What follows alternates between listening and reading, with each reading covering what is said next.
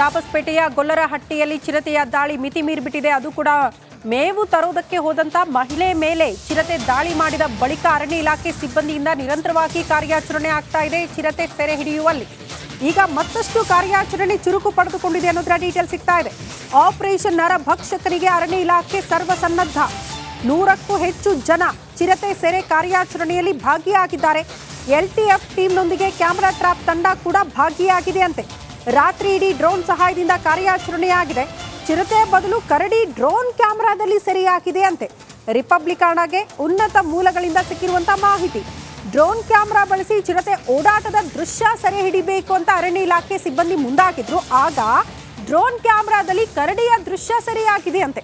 ರಿಪಬ್ಲಿಕಾನಾಗೆ ಉನ್ನತ ಮೂಲಗಳಿಂದ ಸಿಕ್ಕಿರುವಂತಹ ಮಾಹಿತಿ ಇದು.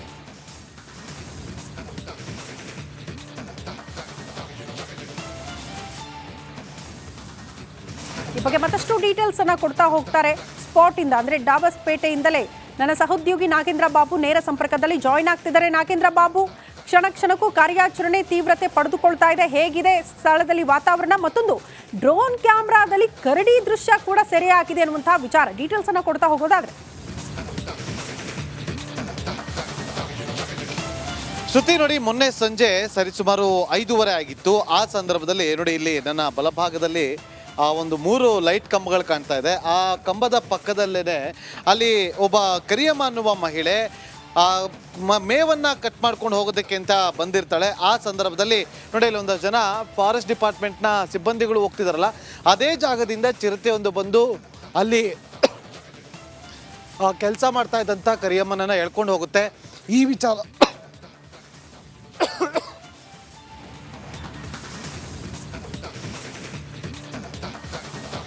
ಓಕೆ ವಾಪಸ್ ಬರ್ತೀನಿ ನಾಗೇಂದ್ರ ಬಾಬು. ಸ್ಪಾಟ್ ಇಂದ ನನ್ನ ಸಹೋದ್ಯೋಗಿ ನಾಗೇಂದ್ರ ಬಾಬು ಎಕ್ಸ್ಪ್ಲೇನ್ ಮಾಡ್ತಿದ್ದಾರೆ ಕಾರ್ಯಾಚರಣೆ ಹೇಗೆ ಸಾಗ್ತಾ ಇದೆ, ಜೊತೆಗೆ ಚಿರತೆಯ ದಾಳಿ ಹೇಗೆ ಎಲ್ಲಾಯಿತು ಅಂತ. ಈಗ ಅಲ್ಲಿ ಆಗಿರುವ ಜಾಗದಲ್ಲಿ ದಾಳಿ ಎಲ್ಲಾಯ್ತಲ್ಲ, ಮಹಿಳೆಯನ್ನ ಎಲ್ಲಿ ಚಿರತೆ ದಾಳಿ ಮಾಡ್ತಲ್ಲ ಅದೇ ಜಾಗದಲ್ಲಿ ಬೋನ್ ಅನ್ನ ಇರಿಸಲಾಗಿದೆ. ಒಂದು ನಾಯಿ ಬಿಡೋ ಮೂಲಕ, ಅಂದ್ರೆ ಕಾರ್ಯಾಚರಣೆಗೆ ಹೀಗೆ ಮಾಡಬೇಕು ಅನ್ನುವಂಥ ಪ್ರೋಸೆಸ್ ಕೂಡ ಇರುತ್ತೆ. ಅದೆಲ್ಲವನ್ನ ಕೂಡ ಅನುಸರಿಸಿ ಅರಣ್ಯ ಇಲಾಖೆ ಸಿಬ್ಬಂದಿ ಕಾರ್ಯಾಚರಣೆ ಮಾಡ್ತಿದ್ದಾರೆ. ಮತ್ತಷ್ಟು ಡೀಟೇಲ್ಸ್ ಅನ್ನ ಪಡ್ಕೊಳ್ಳೋಣ. ಸ್ಪಾಟ್ ಅಲ್ಲೇ ನಾಗೇಂದ್ರ ಬಾಬು ಇದ್ದಾರೆ. ನಾಗೇಂದ್ರ ಬಾಬು, ಕಂಟಿನ್ಯೂ ಮಾಡಿ. ಕಾರ್ಯಾಚರಣೆ ಹೇಗೆ ಸಾಗ್ತಾ ಇದೆ ಅನ್ನೋದನ್ನ ಎಕ್ಸ್ಪ್ಲೇನ್ ಮಾಡ್ತಾ ಇದ್ರಿ. ಎಸ್ ಶ್ರುತಿ, ನೋಡಿ ನಾನು ಹೇಳ್ತಾ ಇದ್ದೆ, ನೋಡಿ ಅದೇ ಜಾಗದಲ್ಲಿ ನೋಡಿ ಅಲ್ಲೊಂದು ದೊಡ್ಡದಾದಂಥ ಬಂಡೆಕಲ್ಲು ಏನು ಕಾಣ್ತಾ ಇದೆ. ಆ ಬಂಡೆಕಲ್ಲನ್ನ ಕೆಳಭಾಗದ ಅಲ್ಲಿವರೆಗೂ ಕೂಡ ಆ ಕರಿಯಮ್ಮನನ್ನ ಎಳ್ಕೊಂಡು ಹೋಗಿದ್ದಂಥ ಚಿರತೆ. ಆ ಬಳಿಕ ಅಲ್ಲಿ ಆಕೆಯ ಮೃತದೇಹ ಬಿದ್ದಿರುತ್ತೆ. ಅದೇ ಪೊದೆಯ ಕೆಳಭಾಗದಲ್ಲಿ ಇಲ್ಲಿ ಗ್ರಾಮಸ್ಥರು ಇರ್ತಾರೆ, ಪೊಲೀಸರೆಲ್ಲರೂ ಕೂಡ ಇರ್ತಾರೆ. ಆ ಸಂದರ್ಭದಲ್ಲಿ ಮತ್ತೊಮ್ಮೆ ಆ ಚಿರತೆ ರಾತ್ರಿ ಬಂದು ಅಲ್ಲಿ ಇದ್ದಂಥ ಮೃತದೇಹದ ತಲೆಯ ಭಾಗವನ್ನ ಕಟ್ ಮಾಡ್ಕೊಂಡು ಎಳ್ಕೊಂಡು ಹೋಗುವಂಥ ಕೆಲಸವನ್ನ ಕೂಡ ಮಾಡುತ್ತೆ. ತಕ್ಷಣ ರಾತ್ರೋರಾತ್ರಿ ಅರಣ್ಯ ಇಲಾಖೆ ಸಿಬ್ಬಂದಿಗಳಿಗೆ ಇಲ್ಲಿಗೆ ಬಂದು ಮೃತದೇಹವನ್ನ ಸ್ಥಳೀಯ ಪೊಲೀಸರು ಕೂಡ ಶಿಫ್ಟ್ ಮಾಡುವಂಥ ಕೆಲಸವನ್ನ ಮಾಡಿದ್ದಾರೆ. ಹಾಗಾಗಿ ನೋಡಿ ಈ ಒಂದು ರಸ್ತೆಯನ್ನ ಕಂಪ್ಲೀಟ್ ಆಗಿ ಬ್ಲಾಕ್ ಮಾಡಿದ್ದಾರೆ. ಅಲ್ಲಿ ಏನು ಓಡಾಡ್ತಾ ಇದ್ದಾರೆ ಅಲ್ಲಿ ಅದೇ ಜಾಗದಲ್ಲಿ ಬೋನನ್ನು ಕೂಡ ಇಟ್ಟಿದ್ದಾರೆ. ಯಾಕೆಂದ್ರೆ ಮತ್ತೆ ಚಿರತೆ ಅದೇ ಜಾಗಕ್ಕೆ ಬರ್ಬೋದು ಅನ್ನೋ ಒಂದು ಕಾರಣಕ್ಕೋಸ್ಕರ. ಜೊತೆಗೆ ಈ ಗುಡ್ಡದ ಸುತ್ತಲೂ ಕೂಡ ಸುಮಾರು 6-7 ಬೋನ್ಗಳನ್ನು ಕೂಡ ಇರಿಸಿದ್ದಾರೆ. ಆ ಒಂದು ಬೋನ್ಗಳಲ್ಲಿ ಒಂದೊಂದು ನಾಯಿಗಳನ್ನು ಕೂಡ ಇಟ್ಟಿದ್ದು ಅದರ ಶಬ್ದಕ್ಕೆ ಅಥವಾ ಅದರ ವಾಸನೆಗೆ ಬಂದು ಆ ಬೋನ್ನ ಒಳಗಡೆ ಚಿರತೆ ಬೀಳ್ಬೋದು ಅಂತೇಳಿ ಆ ಒಂದು ಲೆಕ್ಕಾಚಾರದ ಹಿನ್ನೆಲೆಯಲ್ಲಿ ಬೋನ್ಗಳನ್ನು ಇರಿಸಿದ್ದಾರೆ. ಮತ್ತೊಂದು ವಿಚಾರ ಅಂತಂದ್ರೆ ಶ್ರುತಿ, ನೋಡಿ ಈ ಒಂದು ರಸ್ತೆಯಲ್ಲಿ ಅರಣ್ಯ ಇಲಾಖೆ ಸಿಬ್ಬಂದಿಗಳನ್ನ ಹೊರತುಪಡಿಸಿ ಬೇರೆ ಯಾರನ್ನು ಕೂಡ ಹೋಗೋದಕ್ಕೆ ಬಿಡ್ತಾ ಇಲ್ಲ. ಅಷ್ಟೇ ಅಲ್ಲದೆ ಈ ಒಂದು ಗುಡ್ಡದ ಪಕ್ಕದಲ್ಲಿ ಹಿಂಬದಿಯಲ್ಲೇ ಒಂದು ಶ್ರೀ ಮುದ್ರೇಶ್ವರ ಸ್ವಾಮಿ ದೇವಸ್ಥಾನ ಕೂಡ ಇದೆ. ಆ ದೇವಸ್ಥಾನದ ಜಾತ್ರಾ ಮಹೋತ್ಸವ 25ನೇ ತಾರೀಕಿತ್ತು. ಇವತ್ತು ಬಹಳ ಪ್ರಮುಖವಾಗಿ ಪೂಜೆಯನ್ನ ಮಾಡಬೇಕಾಗಿತ್ತು. ಆದರೆ ಪೂಜೆಗೂ ಕೂಡ ಅಂದ್ರೆ ಇವತ್ತು ಭಕ್ತಾದಿಗಳು ಬೇರೆ ಬೇರೆ ಭಾಗದಿಂದ ಇಲ್ಲಿಗೆ ಆಗಮಿಸಿದ್ದಾರೆ. ಯಾರ ಭಕ್ತರನ್ನು ಕೂಡ ಒಳಗಡೆ ಹೋಗೋದಕ್ಕೆ ಬಿಡ್ತಾ ಇಲ್ಲ. ಒಂದು ವೇಳೆ 25ನೇ ತಾರೀಕು ಒಳಗಡೆ ಬೋನಿನ ಒಳಗಡೆ ಚಿರತೆ ಬಿದ್ದಿದೆ ಆದ್ರೆ ಜಾತ್ರೆಗೆ ಅನುಮತಿ ಸಿಗುತ್ತೆ, ಇಲ್ಲದೆ ಇದ್ರೆ ಆ ಜಾತ್ರೆಗೂ ಕೂಡ ಅನುಮತಿ ಸಿಗೋದಿಲ್ಲ ಅನ್ನೋ ಮಾಹಿತಿ ಇದೆ. ಅಷ್ಟೇ ಅಲ್ಲದೆ ಅರ್ಚಕರು ಇವತ್ತು ಹೋಗಿ ಪೂಜೆಯನ್ನ ಮಾಡಲೇಬೇಕಾದಂತ ಅನಿವಾರ್ಯತೆ ಇತ್ತು. ಒಂದು ವೇಳೆ ಪೂಜೆಯನ್ನ ಮಾಡದೇ ಇದ್ದಿದ್ರೆ 3 ವರ್ಷ ಆ ಒಂದು ಪೂಜೆಯನ್ನ ಕೂಡ ಮಾಡೋದಕ್ಕಾಗ್ತಾ ಇಲ್ಲ. ಅರ್ಚಕರಿದ್ದಾರೆ ಶ್ರುತಿ, ಅವ್ರನ್ನ ಮಾತಾಡ್ತೀನಿ ನಾನು. ಈಗ ಪೂಜೆಯನ್ನ ಇವತ್ತು ಮಾಡಿಲ್ಲ ಅಂದಿದ್ರೆ ನೀವು 3 ವರ್ಷ ಪೂಜೆಯನ್ನ ಮಾಡಕ್ಕೆ ಆಗ್ತಾ ಇರಲಿಲ್ಲ ಅನ್ನೋ ಮಾಹಿತಿ. ಇಲ್ಲ ಸರ್, ಅದು ಡೈಲಿ ಪೂಜೆ ಮಾಡ್ತೀವಿ. ಡೈಲಿ ಪೂಜೆ ಮಾಡೋದ್ರಿಂದ ಮಾಡಲೇಬೇಕು ಅದನ್ನು. ಜಾತ್ರೆ 1 ವರ್ಷ ಜಾತ್ರೆ ನಿಲ್ಲಿಸಿದ್ರೆ 3 ವರ್ಷ ಮಾಡೋಂಗಿಲ್ಲ ಜಾತ್ರೆನ. ಅದರಿಂದ ಏನು ಮಾಡ್ದೋ ಇದು ಅನಿವಾರ್ಯ ಏನೋ ಹಿಂಗೆ ಆಗ್ಬಿಡ್ತು. ಈಗ ಚಿರತೆ ಬೋನು ಬೀಳಿಲ್ಲ ಅಂತಾರೆ, ಜಾತ್ರೆಗೆ ಅವಕಾಶ ಸಿಗೋದಿಲ್ಲ, ಏನು ಮಾಡ್ತೀರಿ? ಅದೇ 3 ವರ್ಷ ಮಾಡೋಂಗಿಲ್ಲ ಸರ್.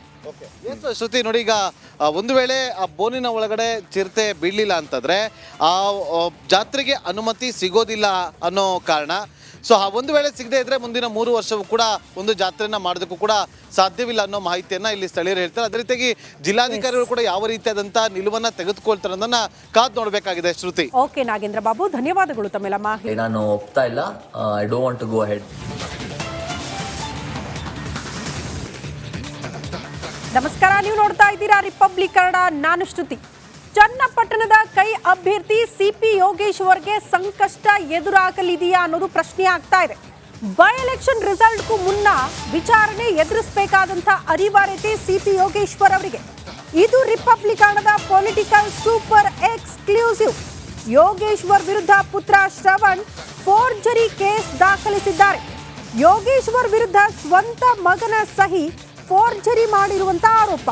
ಪುತ್ರನ ದೂರಿನನ್ವಯ ನಾಳೆ ಕೋರ್ಟ್ನಲ್ಲಿ ಸಿಪಿ ಯೋಗೇಶ್ವರ್ ವಿಚಾರಣೆ ಕೂಡ ನಡೆಯಲಿದೆ.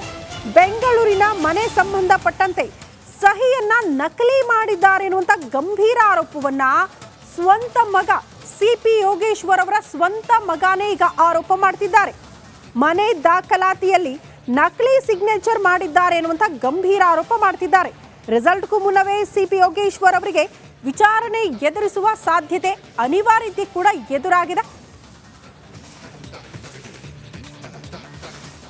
ನಮಸ್ತೆ, ನನ್ನ ಹೆಸರು ಶ್ರವಣ್ ಯೋಗೇಶ್ವರ್, ಸಿಪಿ ಯೋಗೇಶ್ವರ್ ಮಗ ಮತ್ತು ನಿಶಾ ಯೋಗೇಶ್ವರ್ ಅವ್ರ ತಮ್ಮ. ಸುಮಾರು 2 ವರ್ಷ ಹಿಂದೆ 2 years ಬ್ಯಾಕ್ ನಾನು ನಮ್ಮ ತಾಯಿ ಮಾಲ್ವಿಕಾ ನಿಶಾ ಯೋಗೇಶ್ವರ್ಗೆ ನಮ್ಮ ಸಿಸ್ಟರ್ಗೆ ಗಿಫ್ಟ್ ಡೀಡ್ ಮಾಡ್ತೀವಿ ಒಂದು ಮನೇನ 2 years back. This is done with full consent from both our sides. ಇದು ಏನು ತಕರಾರಿಲ್ಲದೆ ನಮ್ಮ 2 ಕಡೆಯಿಂದ ನಿಶಾ ಯೋಗೇಶ್ವರ್ ಕಡೆ ಗಿಫ್ಟ್ ಡೀಡ್ ಮಾಡಿದ್ದೀವಿ. ಆನ್ 26th of October 2024 ನನಗೆ ಒಂದು ಡ್ರಾಫ್ಟ್ ಬರುತ್ತೆ from my father's P A. ನಮ್ಮ ಫಾದರ್ ಪಿ ಎ ಕಡೆಯಿಂದ ಅವ್ರ ಮುಖಾಂತರ ನಂಗೆ ಡ್ರಾಫ್ಟ್ ಕಳಿಸ್ತಾರೆ ವಾಟ್ಸಪ್ಪಲ್ಲಿ. This is a draft for the partition suit. Partition ಸೂಟಲ್ಲಿ ನಾನು ಪಾರ್ಟಿಷನ್ ಸೂಟ್ ಹಾಕ್ತಾ ಇದ್ದೀನಿ on my sister Nisha and my mother Malvika, saying that I demand a partition in this property and that the gift deed, ಆ gift deed was not done with my agreement and I was not aware of what I was signing when I was signing the gift deed, and that ನನಗೆ ಈ partition ಬೇಕು, ಒಂದು ಭಾಗ ಬೇಕು ಅಂತ is what the draft read. ಡ್ರಾಫ್ಟಲ್ಲಿ ಇದೇ ಬರ್ದಿತ್ತು, ನಂಗೆ ಭಾಗ ಬೇಕು ಅಂತ. ನಾನು ಡ್ರಾಫ್ಟ್ ಓದಿದೆ. ಡ್ರಾಫ್ಟ್ ಓದಾದ್ಮೇಲೆ ನನಗೆ ಏನೂ ಒಪ್ಪಿಗೆ ಇರಲಿಲ್ಲ ಈ ಡ್ರಾಫ್ಟ್ ಬಗ್ಗೆ. ಸೊ ನಾನು ಹೇಳಿದೆ, ನಾನು ಒಪ್ತಾ ಇಲ್ಲ, I don't want to go ahead.